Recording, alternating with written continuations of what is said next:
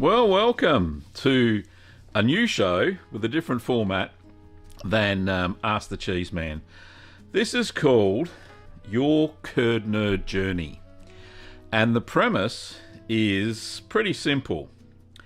Let me just bring that up here. So on Wednesdays, what we're going to be doing at this time every week is doing cheese stories. And I think the reason behind that is because people have asked me to read stories for some reason. So I thought, why not keep it on the same cheesy theme as cheese stories? So the premise of the show is going to be people sending me in stories about, their cheese-making journey. So not really an interview show or anything like that, but certainly something that will be different than the normal standard Ask the Cheese Man where I do a Q&A. So the premise is, tell me about your cheese-making journey so far, how it has changed your life, how and why did you get started, and the ups and downs along the way. So the format is a short story, no longer than 1,000 words, with up to 5 photos to be read out during the live stream. So 2 stories per episode, and you can email them to Gavin at littlegreenworkshops.com.au. So I put that out there this week on the Sunday show, and people seem to think it was a good idea. So I thought, well, why not?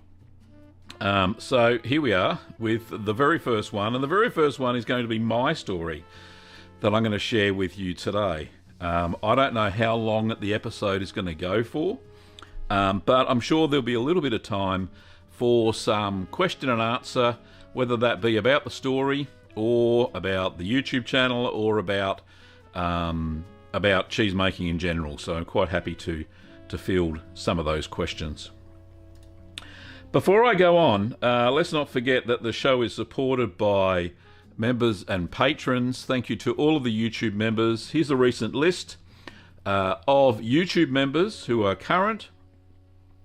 And also we have a list of patrons over on Patreon. Thank you so much to everybody who supports the show financially. So, shall we get into the first story, which, as I said, is my story. Hopefully we will have some... you'll get something out of it. I've been writing this story. It's about 4 pages long, so I don't know how long it's going to go for. I've got pictures to show along the way, so hopefully it'll be a little bit interesting. Before we start, though, let's say g'day to a few people in the chat. Big shout out to YGN. G'day, how are you? G'day to Titus and to Oblivious, yes. Eric and Shauna. Hello, Shauna. Lovely to see you. First member that's joined into the chat today. Joanna from the UK. Hello, Joanna. So we've got 16 people watching, which is a good start. So let's get going. Okay, let me just bring up my notes because they are comprehensive. Goodness me. Alrighty. Where is the pictures? The pictures. Alrighty, so hang on, let me just format this so I can actually read it. Okay, here we go. What a good looking bloke. That's an old photo, isn't it? Alrighty, I hope this goes okay. Fingers crossed. All good. Where am I going to put that? Right, let's put that right there. G'day, curd nerds. My name is Gavin Webber, and I love making cheese. You would class me as an amateur cheesemaker who is mad about making cheese at home. In fact, I like cheese making so much that I make at least 1 kilogram or 2.2 pounds of cheese in various forms once a fortnight. It sounds a bit excessive, doesn't it?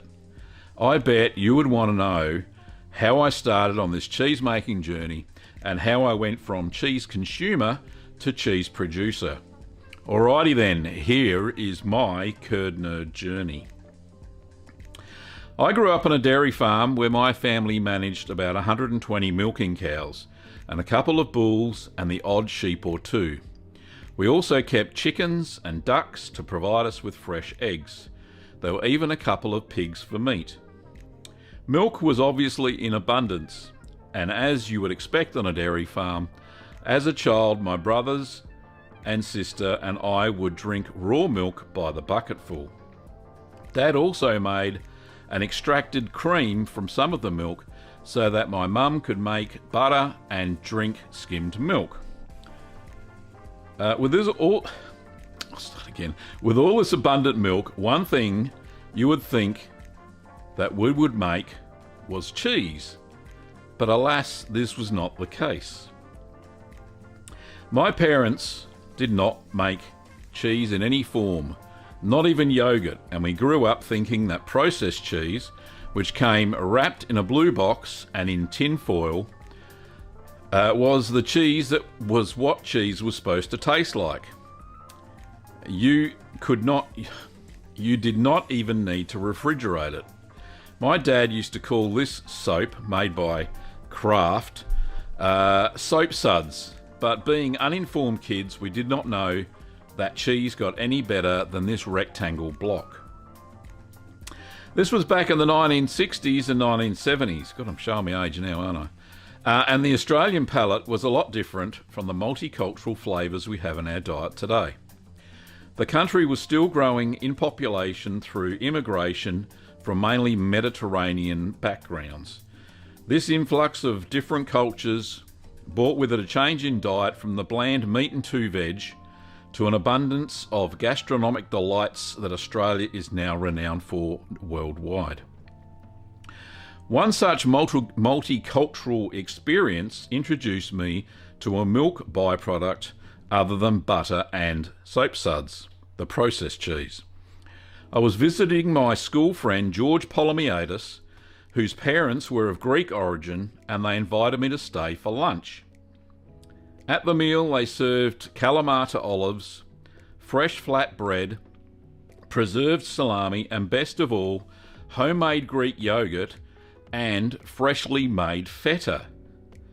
The memory is still etched into my brain, and I can still taste the sharpness of the yogurt and saltiness of the feta. It was also the first time I had tried olives. Yeah, it was. It was a taste experience that I shall never forget. Okay, to this day, I don't know why my parents chose to forego cheese making with all that lovely raw milk at hand. I believe it was because they didn't know how, and the knowledge was not passed down by the previous generation, as was the norm in European communities. Possibly the ingredients were difficult to come by, but whatever the reason, I was still privileged to live such a wonderful childhood on the dairy farm. Now that dairy farm is no longer. It was in Loxton North in South Australia, and it was irrigated, and years back they lost the irrigation licence and couldn't afford to maintain the pastures for cows. And with decent road transport, I think a lot of the milk comes from the Adelaide Hills for that community now anyway. Anyway, moving right along. No, that's a sneak preview. Where is it? Fast forward to 2009 in February, which was a momentous month in my life.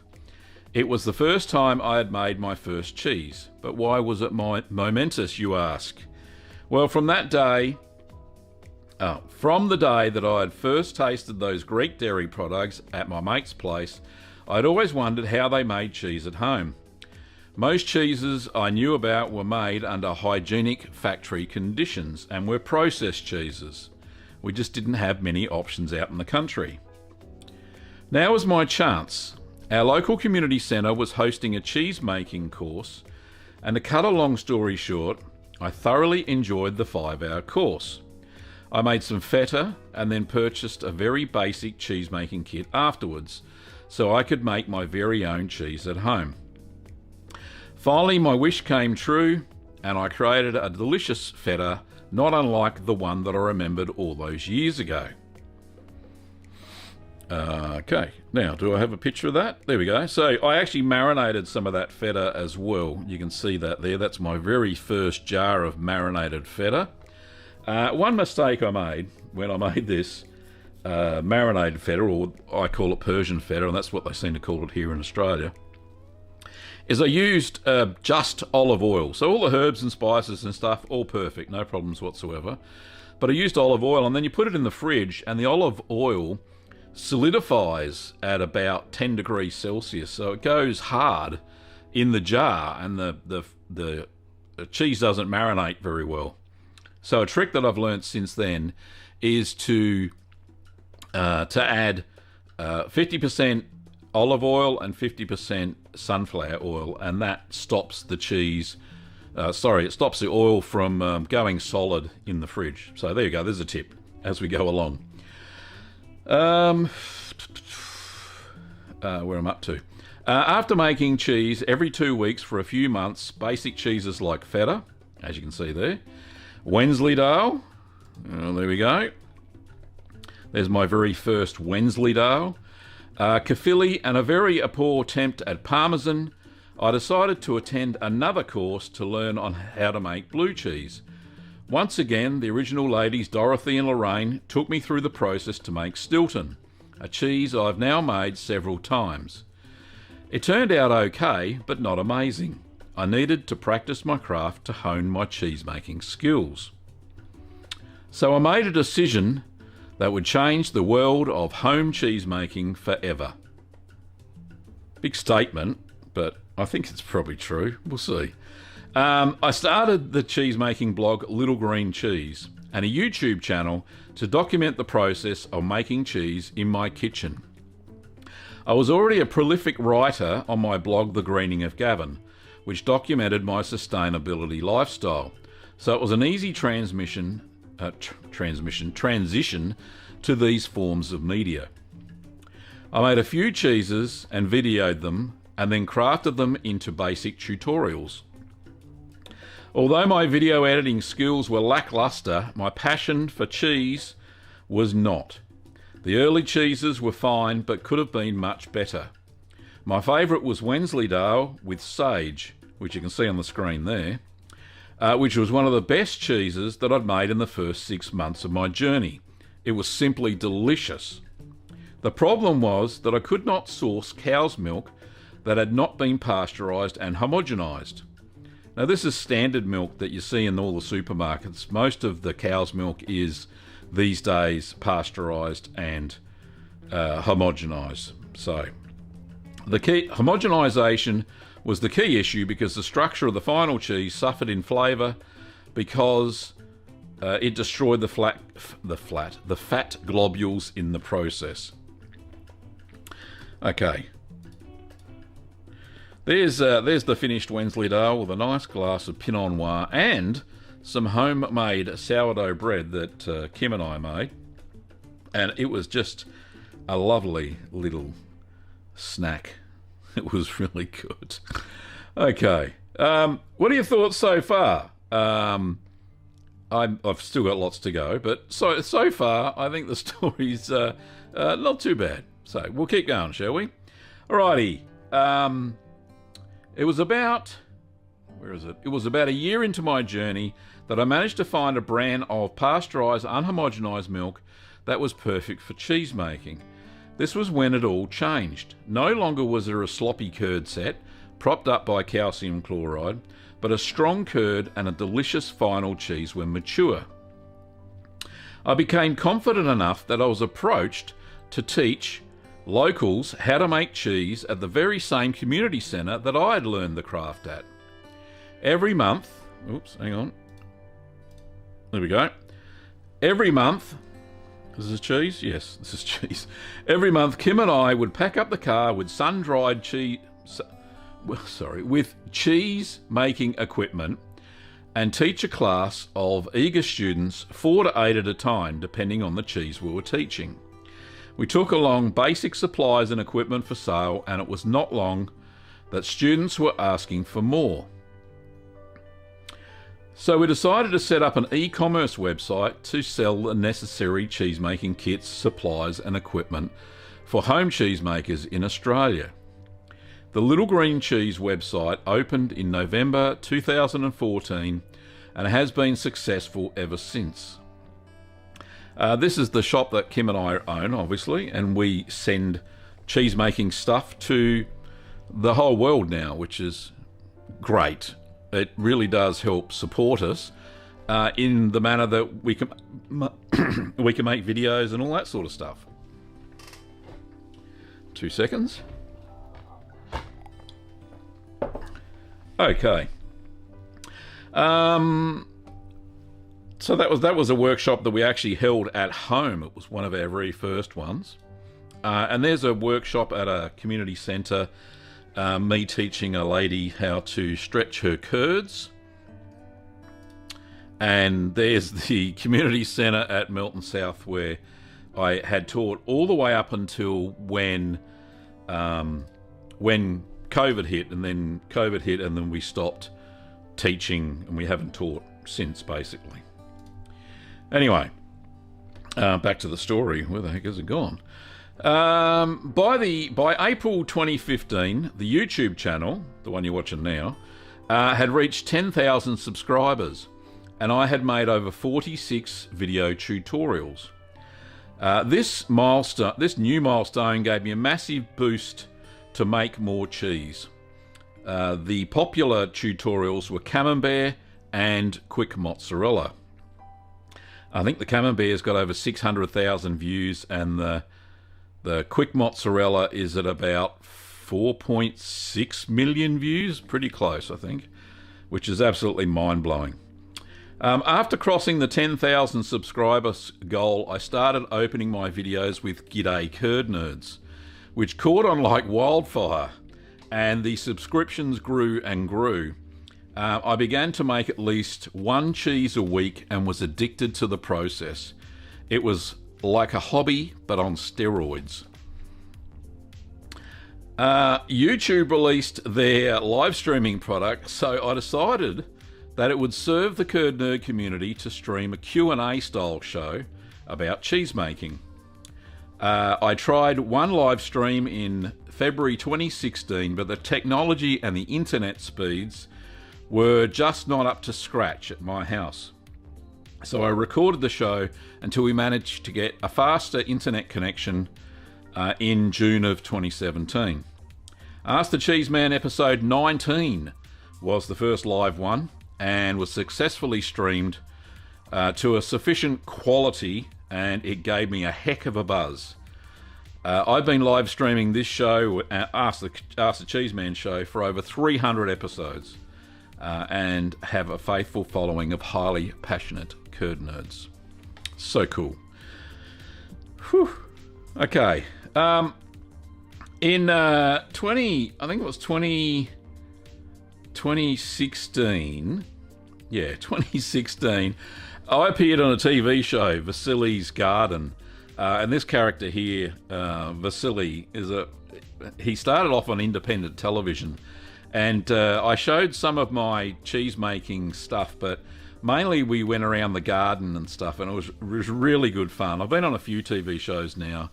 Some people say I'm fairly photogenic, I suppose. A little bit older now compared to that picture. So there's me there, obviously.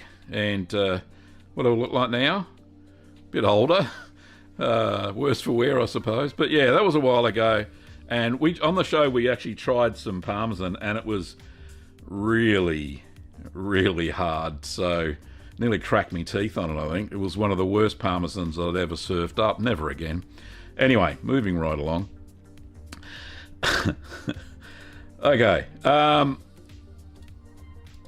that it? No, that's not it. That'll do. All right, we'll stick on that photo there. In July 2016, I made my first cheddar cheese.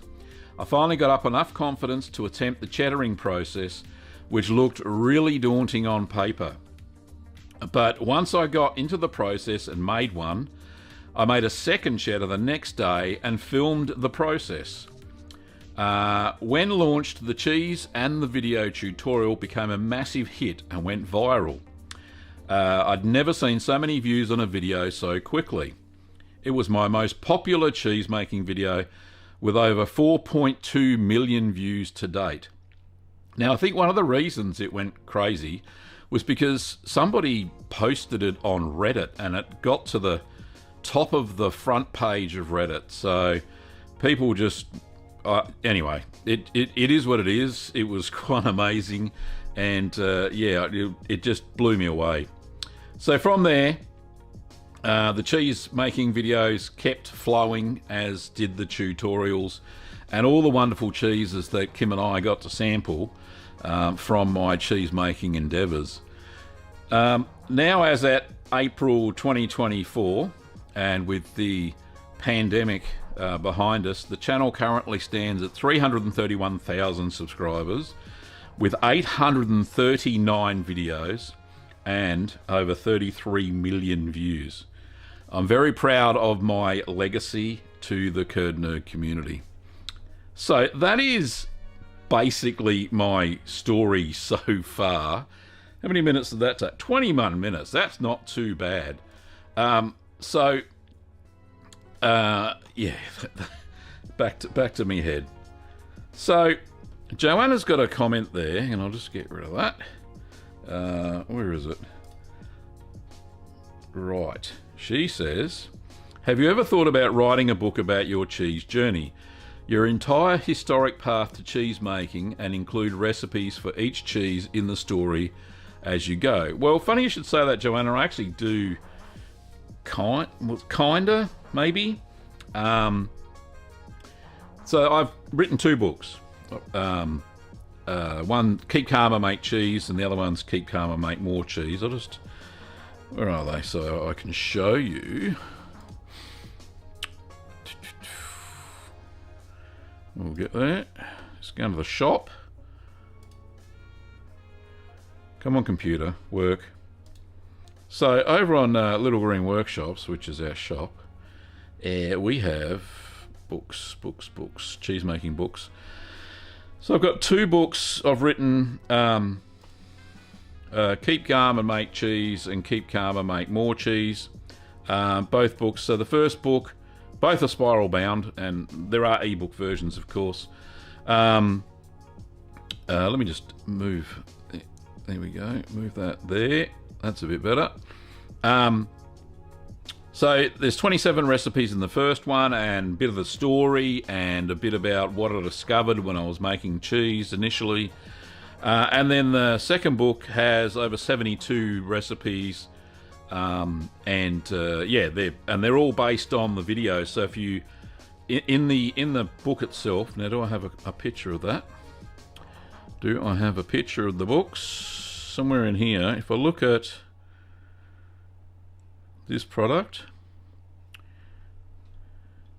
yeah. So in the books, I put a QR code, not a barcode, to each recipe video tutorial. So as people read through the recipe, a lot of people want, well, how do you actually make that? Sometimes they're a little, well, I'm not saying my recipes are confusing, but I think they're pretty easy to follow. All you have to do is scan the QR code with your tablet or your phone, and you go straight to the YouTube video to watch the video tutorial. So I haven't seen this in any other cheese making books that I have, and I've got, as you can see here, there are so many. I've got so many cheese making books that I refer to make the videos and to make the recipes and all that sort of stuff. So yeah, I have written 2 books. So I better put the link. People want the link, of course. Of course they want the link. Let me just go back and get the link. Here we are. So here's the bundle here. If you want it, then feel free. If you've got a copy already, then thank you so much for purchasing it from us. There are ebooks versions, and the links for all the books are usually in all the descriptions of the video tutorials. Joanna says, nice. I was thinking more focused on your history though. Yeah, I don't think it'd pan out very much.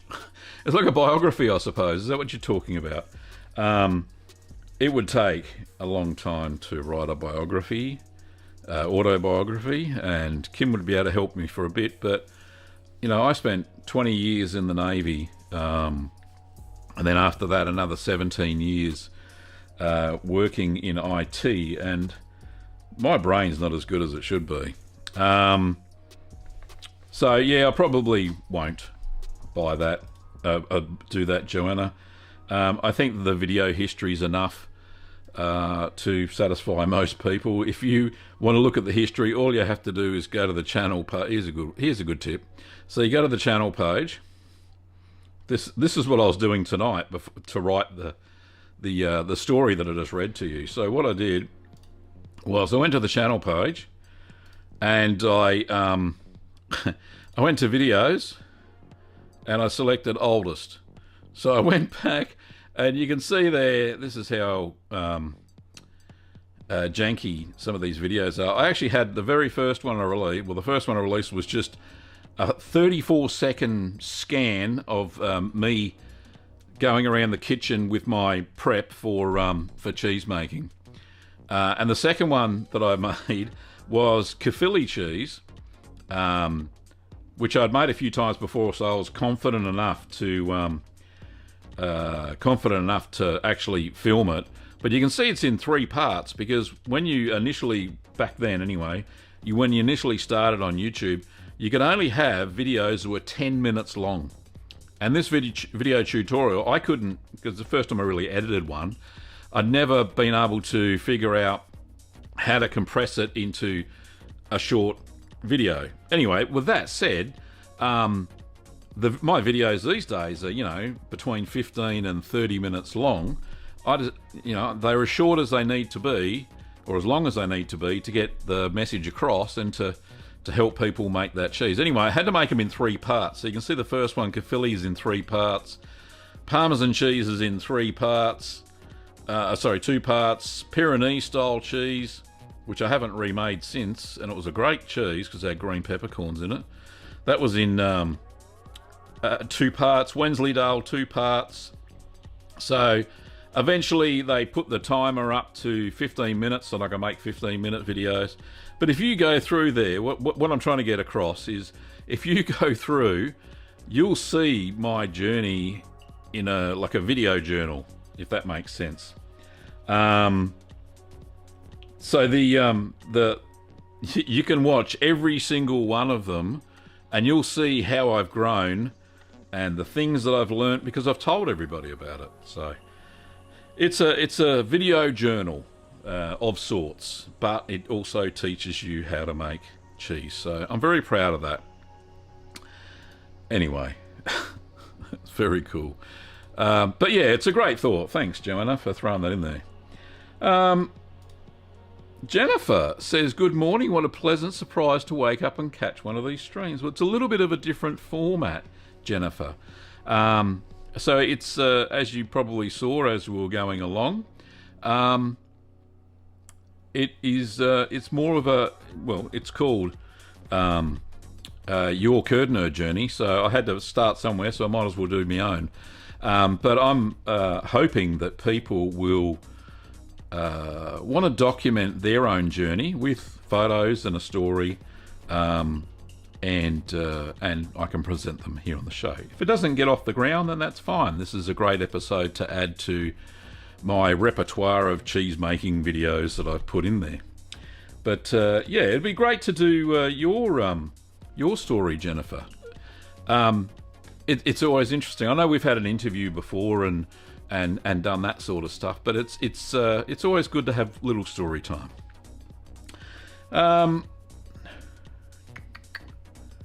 Shauna says it's good so far. I didn't know if I have any sort of story to tell. I'm sure you have, Shauna. It'd be lovely to hear your story as well. Dan says that what's that? You're so cute. Is that when back in the old days? Right, hang on. Have I still got those? Where is it? No, I've closed it. Yeah, keep going, bud. Cheers, mate. Yes, it was an old picture. Joanna says, I think I've seen them all. I got sucked into a YouTube spiral of watching them back to back. So you're one of the 33 million views, Joanna. So yeah, thanks for that. Shauna says, naturally, I have both your books, a little battered now with notes all over them. Very well loved. Thank you very much, Shauna. Let me just see how many recipes I've got. I don't know if I'm going to make a third volume eventually. Let's just go back to my cheese making shop. Okay, so I have so in the store we've got printable recipe cards. So currently there's 22 recipes that I've got there as PDFs for people to download. Now I suppose considering that my first book only had 27 recipes in it, I've nearly got enough. And I was just writing one up today. Actually, there's a couple of videos that I haven't released yet that I'm still writing recipes to and trying to perfect them. But I got 22 different recipe cards there that aren't in the books so far.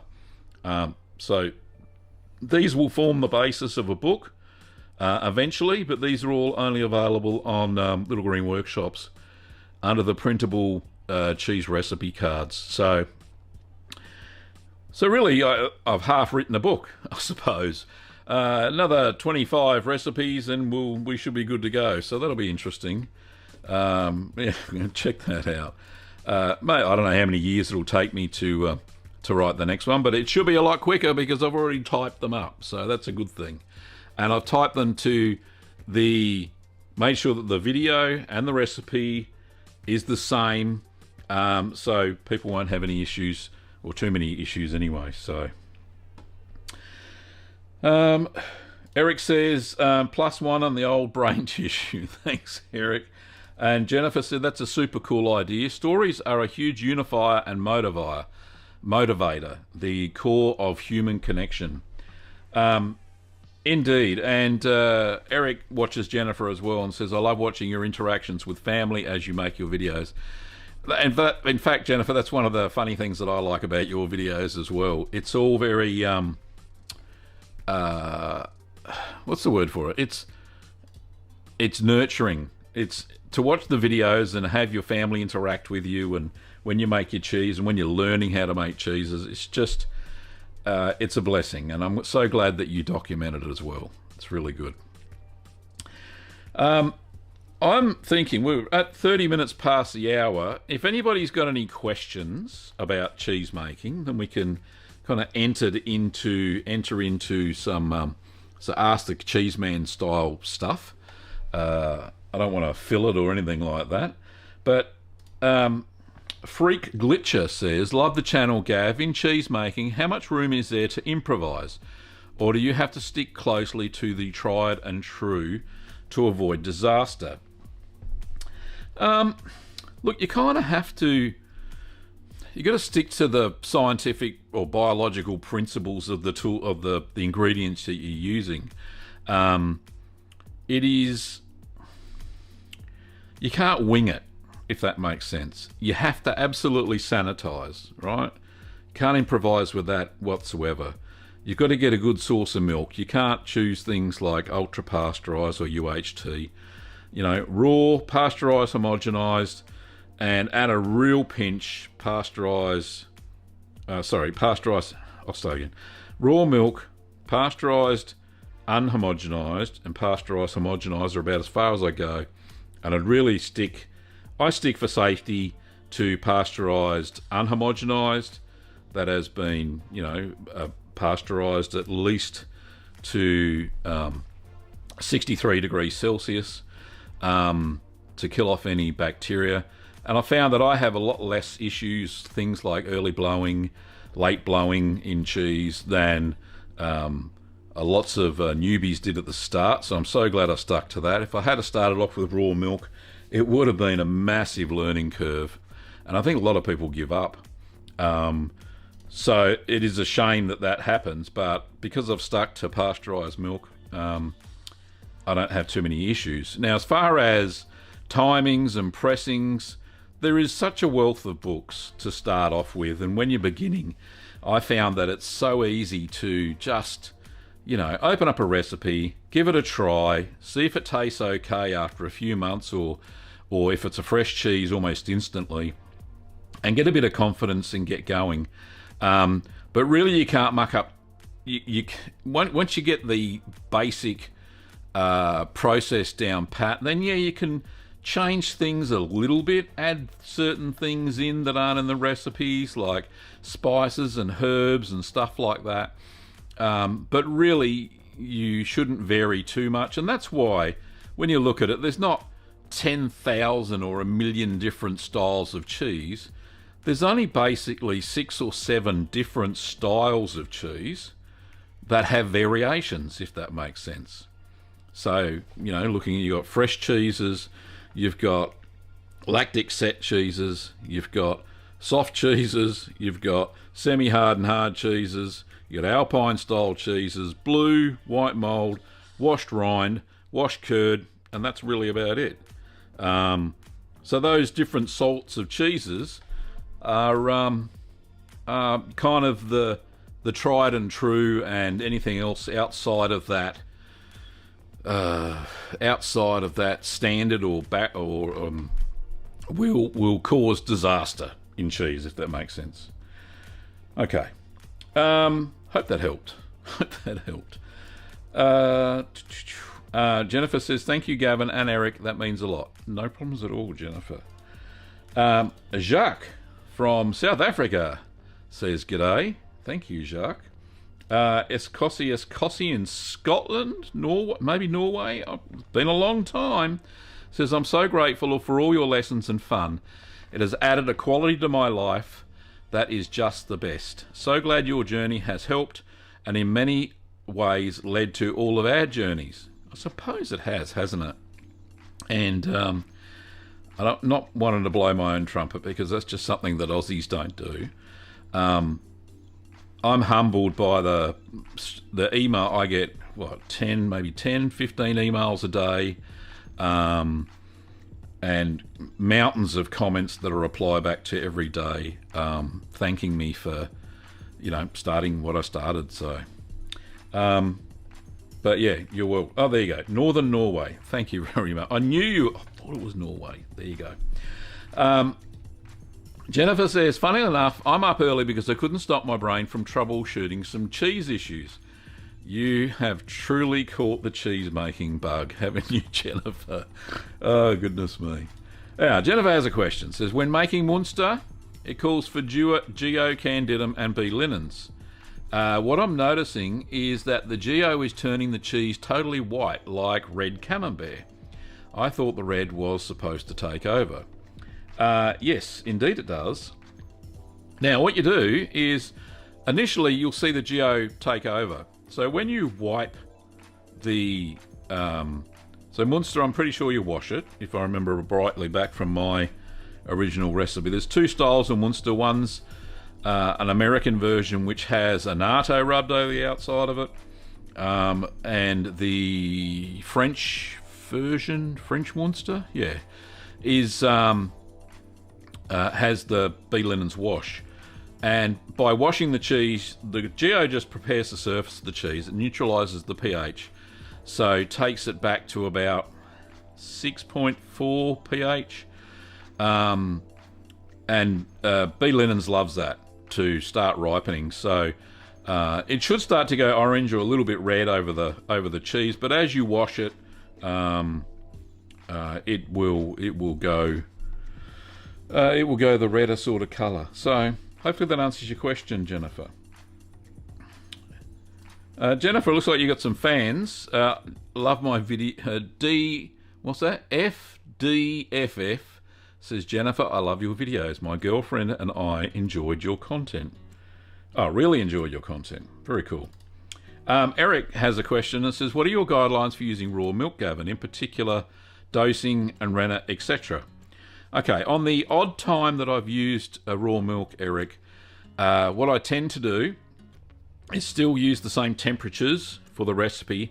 However, I reduce the culture load by at least 25 to 50%, depending on the age of the milk. Because raw milk already has all the lactic bacteria in it, right? Well, it has a fair bit. Maybe not the ones that you want for your type of cheese, because remember, a lot of the lactic bacteria is determined by the environment that the cows were milked in. So if your area has, if the milk that is produced in your area has certain bacteria, then you're going to get a certain type of cheese. That's why you'll see so many different cheeses in. So the UK, France, Germany, Spain, Italy, they're all different because the lactobacteria in those individual areas are all different. So that's one thing you're going to take into consideration. So to fortify the milk with more lactobacteria that you want for that style of cheese, about 50% of the load that you would normally put in for using pasteurised milk. As far as rennet, you can also get away with about 25% less rennet than you would if you're using pasteurised and unhomogenised milk. The curd structure is a lot better. It hasn't been destroyed by pasteurisation, some of the calcium, so there's lots of available calcium for you to use when setting a curd, when you're adding your rennet. Another thing is you probably don't need to use any calcium chloride at all, because calcium chloride just adds back soluble calcium, as I mentioned, that gets destroyed during pasteurisation. So you don't need to use that as much either. So that will definitely help you if you've got raw milk and that's what you use. Now Jennifer uses raw milk a heck of a lot of time. So if she's got anything to add, then please whack that in there, Jennifer, and I'll type that out for you. Jennifer says it did at first. Oh right, we're talking about the Munster, but now it's mostly white. I'm at week 3. Will the reds resurface at some point, or should I do something to halt the geo? Okay, so my recommendation to you, Jennifer, is to do another. So the wash that you're using, add some more bee linens back into it. So if you're just doing a brine wash at the moment after the first initial few bee linens ones, the best way to do it is to start the wash again with bee linens again. Do that for a week, once a day for a week, and then you will find that the bee linens will keep growing again. So it should be good to go, and then you'll get the ready sort of mould going. So hope that helps. So Joanna says, strangely enough, this is why PDO, or the protection, protection designation of origin, is important. The milk from the correct region makes a massive difference to taste. Indeed it does. And like I said, Joanna, that's why there are so many different styles of cheeses in so many different areas throughout the world. Here in Australia, we're starting to get. We've got artisan cheesemakers that commercially sell cheese, and some even do make raw milk cheeses. But they're very strict. Food standards Australia and New Zealand are very strict as far as raw milk cheeses, commercially sold raw milk cheeses. Not saying that they don't do that in Europe as well, but there just seems to be a lot more of them. Like we couldn't even get Roquefort, which is a raw milk sheep's cheese from France, up until about 5 years ago, when Will Studd, from the guy who makes Cheese Slices, I don't know if you've seen that TV show, Cheese Slices, and he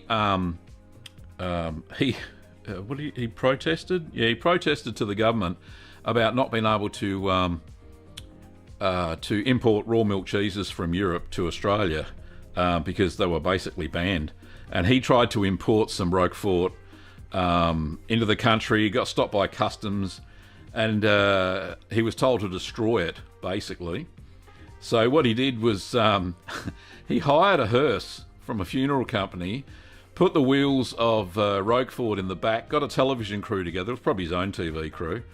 And basically what he did, he took all the cheese to the tip, to the rubbish dump, and they had a ceremonial burying in front of the quarantine people of the cheese, and it made national television throughout Australia here. And about a year after that, we started getting fresh Roquefort into the country. So it was just amazing. It was fantastic cheese. I've had it now, And I can't believe the flavour. That sheep's milk blue cheese is just to die for. So yes, PDO does make a big difference. And it is a bit of a problem because, you know, we'll never get to experience here in Australia and many other countries that are far away from Europe, the real, you know, flavour of cheeses over here. Because normally, can you get a raw camembert? You can't even get a raw camembert. I think there's only a few cheeses that they have allowed to be imported into Australia. And you're quite lucky there in the UK, Joanna, that you can buy those cheeses from the continent without too much fuss. So there you go. Jennifer says about her Munster. Yes, thanks, that helps. About raw milk, you're spot on. I've recently dialed back the rennet from 1/8 of a teaspoon per gallon across the board, and it works wonderfully. Indeed. And yeah, you really do have to dial back, like I said, the culture load, and the amount of rennet, and really you can omit calcium chloride most of the time. But with raw milk, one thing I need to recommend, and this is for anybody thinking about raw milk, using raw milk, is to make sure it is from a clean source, absolutely spotless. Because I've seen on the, for instance, I'm a frequenter of the Learn to Make Cheese Facebook group, which is a fantastic group, very well run by the administrators, and there are a lot of photos of early blown cheese. I tell you what, I've never seen so many photos of early blown cheese, and they're all 99% of the time it's because they used raw milk. And where they got it from, I don't know. It's not my place to say. But if they had have only just, say, thermalised the milk, which is also known as vat pasteurisation, where you take the cheese up to 63 degrees Celsius and hold it for 30 minutes at that temperature, that will kill off the vast majority of the bad bacteria that may be lurking in the milk, and mostly prevents early blowing. So yeah, definitely do that. You know, if you're running into issues time and time again with raw milk, a quick home pasteurisation is not going to hurt it, and the flavours are almost as good as if you used raw milk. So there you go. Eric says the US banned it too. Totally stupid. I think, yeah, talk about the Roquefort. Yeah, definitely. Davo said, just wrapped a batch of Petite Bries. Thanks for the wrapping paper and other bits and pieces. You are most welcome, Davo. And Davo's referring to the shop, Little Green Workshops. I know I've talked about it a little bit, but it's a big part of my cheese making journey. So why not? I'm going to show it again because I can. So if you're in Australia or you're happy to pay a little bit more shipping, then you can, let me just make that a little bit smaller, there we go. You can pick up your cheese making supplies at littlegreenworkshops.com.au, and I'll just pop the link into the chat. There we go, I've just broken the fourth wall, goodness me. And that is, you know, all the supplies, all the kits, you name it, we got it. Including 2 cheese making courses that I do online. So we're out of stock at the moment. I was waiting for a shipment, expecting a shipment in today, but it didn't come, and it will be here tomorrow, so I've been told by Australia Post. So if you want a kit and all that other stuff, then yeah, go for it. Joanna says, maybe us Europeans are just a little bit braver when it comes to cheese. Very nice. Jennifer says, I've got to run, have a video to edit before the house wakes up. Have a lovely day, friends. Indeed. Thank you, Jennifer, for gracing us with your presence. It's lovely, and I love your channel. I like to watch it. So those who don't know, go over to Jennifer Murch is her name, and I think that's the name of her channel as well. And you'll see lots of cheese making stuff. She experiments with raw milk a lot, and just talks you through how she's making her cheese. So probably not the structured videos, that mine are more structured, I suppose, and Jennifer's a little bit more looser, which is great, and it's just a different style of teaching people to make cheese. So thanks, Jennifer, for that. Joe says, "Hi Gavin, brand new to the Curd Nerd journey. In information gathering mode at the moment, and your videos have been excellent watching, so thank you for sharing all of your info, pal. Love from Old Blighty," which for those who don't know is the United Kingdom. And I'm actually descended from people in the UK as well. I'm fourth generation Australian, fifth generation Australian, something like that. Yeah, Joe, my descendants came from Newcastle on Tyne on my dad's side, and from Cornwall and Dorset, around that area, on my mother's side. So yes, I'm a POM from the old days. I don't know. We don't know when they came over because haven't managed to go back that far. But I'm pretty sure it was around the time of the gold rush here in Victoria. So it was roughly around 1850 or something that my family, or my descendants, came to Australia from Old Blighty. There you go. And thanks for the kind words about the videos, mate. They're a labour of love, as you know. Joanna says, "I will admit I do draw the line when it comes to maggots in the cheese." I think Joanna's referring to casu marzu, which is made in Sardinia illegally. It's actually banned, but farmers still make it, and they still enjoy that style of cheese. So yeah, anyway. Eric says, "That's cool, Gavin. I'm related to the royal family on the Westmoreland side." I don't get the reference, but King Eric, congratulations. Was it Prince Eric? There we go. Yeah, very cool. And but are you in the UK, or are you in US? I can't remember. Eric, where is he? Doesn't say where he's from. Goodness me. Yeah. Alrighty. So that is about all I've got for this evening. If you've got a cheese making story that you want to send in, just send that as a Word document or a text document. I don't care. I'll show you how you can find the email address to send it to me. It was in the original thing. Hang on, let me just put it up there. Where is it?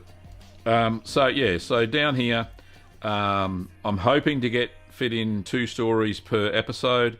I know my story was the first one because we had to start somewhere.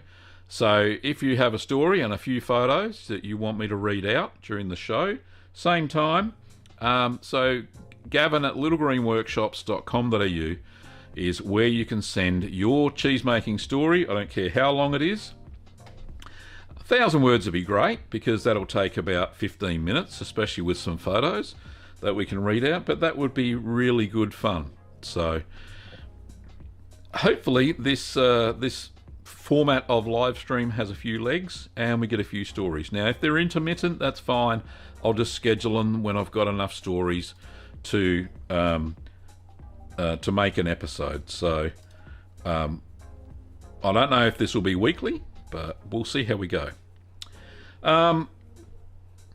Okay. Joanna says, "My cheese making story is easy, pestering Gavin to make holy cheddar for the last 4 years."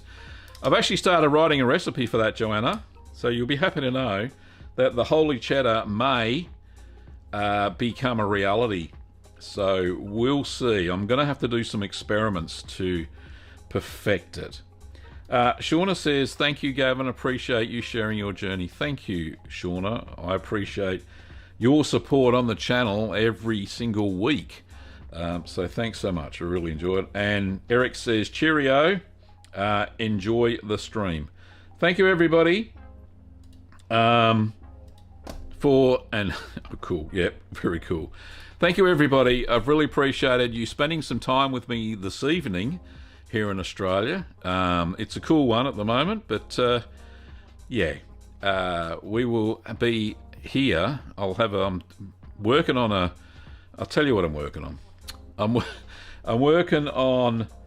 I did a Boars, which is a Spanish goat's milk cheese. I've just finished making that. It's just out of the press. It's air drying at the moment.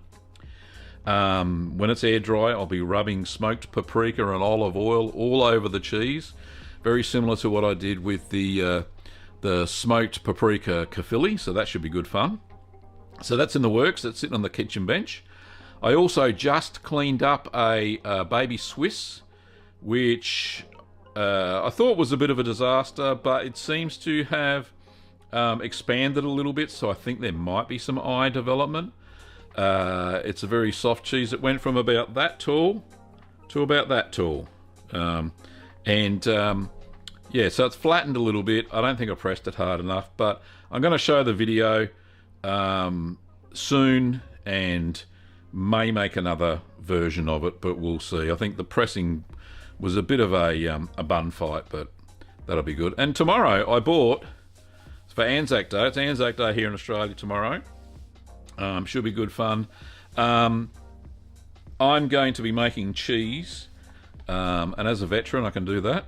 So I'll be making cheese, and I'm going to make a triple udder blue. I've sourced some cow's milk, goat's milk and buffalo milk, and I'm going to make a blue cheese with those three milks. That is very unique.